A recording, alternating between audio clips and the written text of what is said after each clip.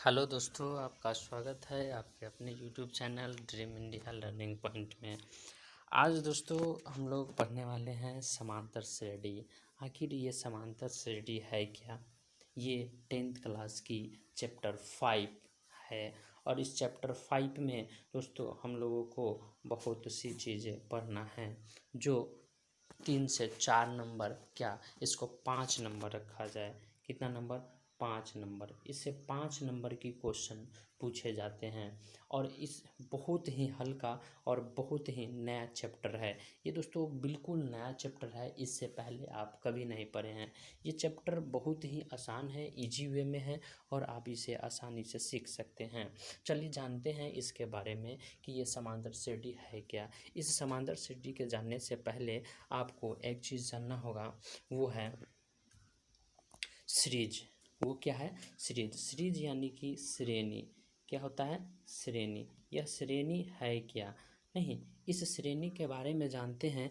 यह श्रेणी है क्या? तो श्रेणी जैसे दो, 4, 6, 8 और इस प्रकार से ये बढ़ते चला जाता है। तो अब आपसे पूछेंगे कि 2, 4, 6, 8 के बाद कौन सा संख्या आएगा, तो आप इजी वे में कह सकते हैं कि इसके बाद 10 ही आएगा। वो कैसे कह सकते हैं? चूँकि आपको पता है कि सीरीज के बाद क्या आएगा? 10 आएगा। चूँकि इस सब के बीच समानता क्या है, तो सब में क्या हो रहा है? 2 ऐड होते जा रहा है। लेकिन ये जो क्वेश्चन बनाना, ये क्वेश्चन आपको जो बचपन में आप सीरीज क्रम पढ़े उस टाइप में ये था। लेकिन अभी दोस्तों इसको किस प्रकार से जानना है कि यह सीरीज तो है, इसके बारे में जानना तो है, लेकिन इसको हम लोग इंग्लिश में अरिथमेटिक प्रोग्रेशन के नाम से जानते हैं और हिंदी में इसको समांतर श्रेणी बोलते हैं। क्या बोलते हैं? समांतर श्रेणी। यह श्रेणी, समांतर श्रेणी में हम लोगों को करना क्या है, ये सबसे पहले देखते हैं।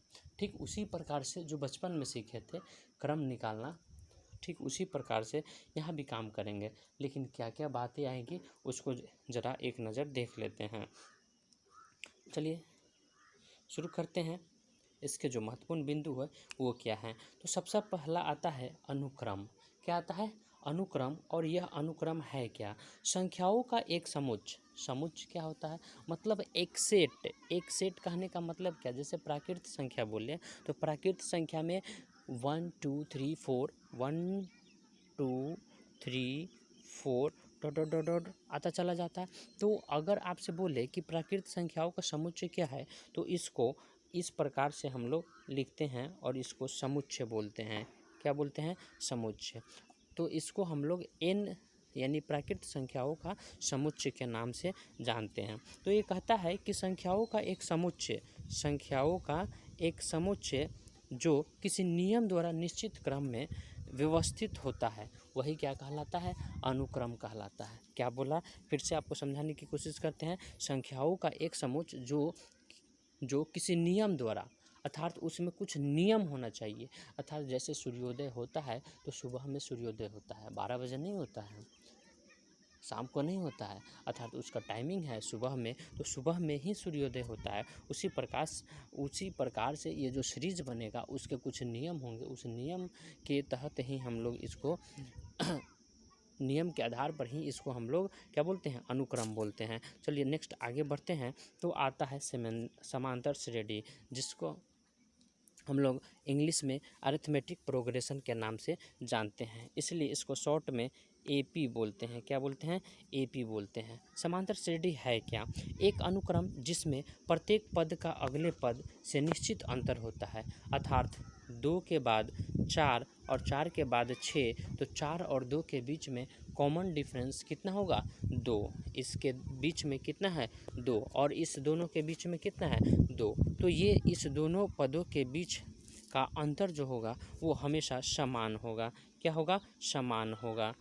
अर्थात एक अनुक्रम जिसके प्रत्येक पद का अगले पद से निश्चित अंतर होता है, समांतर या अनुक्रम या समांतर श्रेणी के नाम से जाना जाता है। अर्थात समांतर श्रेणी एक अनुक्रम है किसका?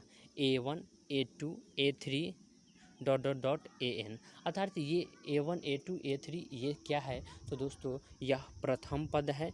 A1 को हम लोग प्रथम पद या इसी को T1 के नाम से जानते हैं, इसको T2 के नाम से जानते हैं या T3 के नाम से जानते हैं, और AN को Tnवां पद बोलते हैं। अर्थात ये T1 प्रथम पद है, T2 द्वितीय पद है, T3 तृतीय पद है और N वाला nवां पद है। इस प्रकार से इसका एक समुच्चय बन गया। और इस टोटल के लिए आपसे पूछा जाएगा कि सार व अंतर अर्थात कॉमन डिफरेंस जिसको हम लोग D से इंडिकेट करते हैं, और ये एक फार्मूला बनाता है जिसको हम लोग T2 माइनस T1 के नाम से जानते हैं, या इसी को हम लोग A2 माइनस A1 के नाम से जानते हैं। तो ये रहा दोस्तों समांतर श्रेणी। और समांतर श्रेणी के बाद में आता है आपको व्यापक पद। अर्थात व्यापक पद कहने का मतलब क्या है, यह व्यापक पद में आपको पहले ही बता दिए कि इसमें एक वर्ड आएगा जो प्रथम पद आएगा। कौन सा आएगा? प्रथम पद। कौन सा आएगा? प्रथम पद। और प्रथम पद को हम लोग ए से इंडिकेट करेंगे। प्रथम पद को किस से इंडिकेट करेंगे? ए से। तो यह याद रखना है दोस्तों, प्रथम पद को ए से और सार्व अंतर को डी से। सार्व अंतर को हम लोग किस से इंडिकेट करेंगे?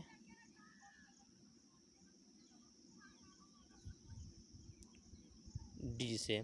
तो अब इसके आगे बढ़ें तो सार्वअंतर क्या है, तो सार्वअंतर पहले ही बता दिए कि दो पदों के बीच आपसे पूछा जाएगा कि सार्वअंतर क्या है, तो आप बोलिएगा कि दो पदों के बीच का अंतर ही क्या कहलाता है? सार्वअंतर कहलाता है।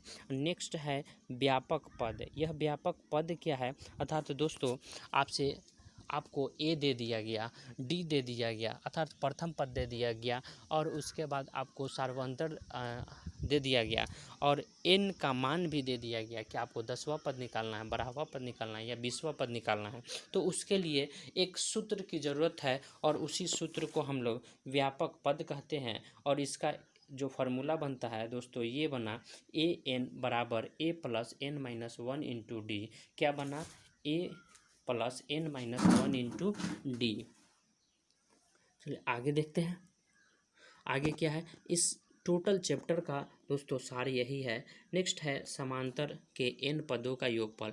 इसमें दो तरह के क्वेश्चन पूछे जाते हैं। एक तो आपसे n वा पद पूछा जाएगा, उसमें पूछ सकता है कि ए दिया हुआ है, डी दिया हुआ है, n दिया हुआ है, तो 10वां पद निकाल ले, 12वां पद निकाल ले, 20वां पद निकाल ले, 100वां पद निकाल ले। दूसरा क्वेश्चन पूछेगा कि पदों का योग निकाले। तो जब पद की संख्या पूछेगा, पद पूछेगा, तो हम लोग ऊपर वाला फार्मूला लगाएंगे, और जब पदों का योगफल पूछेगा तो दोस्तों ये फार्मूला लगाएंगे, एस एन बराबर N by two into two A plus N minus one into D, जहाँ ए प्रथम पद होगा सेम उसी प्रकार से, और डी सार्व अंतर होगा। क्या होगा? सार्व अंतर। लेकिन कुछ क्वेश्चन में दोस्तों ये पूछ देता है कि अगर ए एन दिया हो, क्या दिया हो? ए एन, अर्थात ए एन का मतलब क्या हुआ कि यह अंतिम पद हो गया, और अंतिम पद को दोस्तों एल से इंडिकेट करते हैं। तो यह आपको याद रखना है कि अंतिम पद को एल से इंडिकेट करते हैं, और जब अंतिम पद दिया हुआ रहे और उसके बाद अगर एन पदों का योग पूछे तो आप क्या कीजिएगा? ये दूसरा वाला फार्मूला यूज कीजिएगा। यह दूसरा फार्मूला क्या हो जाएगा? एस एन बराबर N by two A plus L. और यह इस प्रकार से बहुत ही कारगर फार्मूला है जो आपको आगे देखने को मिलेगा। इसमें भी ए क्या है? प्रथम पद, और एल क्या है? अंतिम पद। चलिए दोस्तों आगे की तरफ बढ़ते हैं, और आगे की तरफ कुछ पॉइंट हैं, वो पॉइंट आपको ऑब्जेक्टिव क्वेश्चन सॉल्व करने में मदद करेंगे। और ये टोटली 5 पॉइंट है, और 5 पॉइंट को देख लेते हैं। जैसे पहला पॉइंट कहता है कि ए एन दिया हो तो सार्व अंतर हमेशा, जो ऊपर आपको क्वेश्चन में बताए हैं, A N minus A N minus one, अर्थात आपको इस फार्मूला को ध्यान में तो रखना ही है, साथ ही साथ आप ये रखिए याद, ताकि आपको ज़्यादा समझने में दिक्कत नहीं हो। T2 minus T1। नेक्स्ट है, अगर एस एन दिया हो तो ए एन निकालने के लिए S N minus S N minus one का प्रयोग करेंगे। ये फार्मूला आपको बहुत ही कारगर है दोस्तों, ये फार्मूला भी आपको देखना है। अगर एस एन अर्थात एन पदों का योग जब दिया हो, उसमें अगर एन का मान दिया हो और आगे क्या अगर अगला पद निकालना हो तो इसके तहत हम लोग निकाल सकते हैं, SN-1 के तहत। एक जो नेक्स्ट आता है वो है थर्ड नंबर पॉइंट, ABC। इस क्वेश्चन को सॉल्व करने के लिए आपको क्वेश्चन इस प्रकार से देगा, जैसे एक्सरसाइज 5.2 में कुछ फिल इन द ब्लैंक्स के क्वेश्चन है, जो 2 का ए है, शायद 3 का ए है, 3 का एक है दोस्तों। तो उसमें आपको जो बॉक्स मिलेगा, फर्स्ट ही क्वेश्चन है, फर्स्ट क्वेश्चन को जब आप सॉल्व कीजिएगा तो उस क्वेश्चन को सॉल्व करने के लिए आपको यह फार्मूला बहुत ही कारगर होगा और मदद करेगा। उसमें 2 बॉक्स दिया गया है, अर्थात यह इस प्रकार से होगा, पहला ए और दूसरा हो जाएगा बी और तीसरा हो जाएगा सी, अर्थात इस तीनों में से यह बीच वाला बॉक्स खाली है, तो इसी बी के जगह क्या भरेंगे, तो इसके जगह फार्मूला यूज करेंगे 2b बराबर a प्लस सी, अर्थात तो दोनों को जोड़ देंगे, बट्टा 2 कर देंगे और तीसरा निकल जाएगा दोस्तों।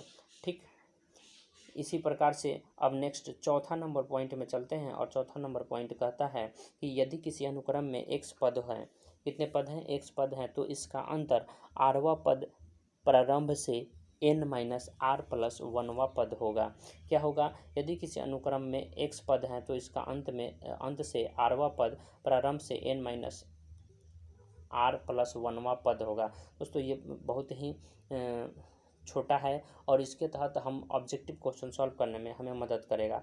एक और क्वेश्चन देता है कि यदि किसी समांतर श्रेणी में mवें तथा nवें पदों में अंतर है निकालने के लिए कहेगा, तो डायरेक्ट हम लोग सॉल्व कर सकते हैं इस फार्मूला के माध्यम से।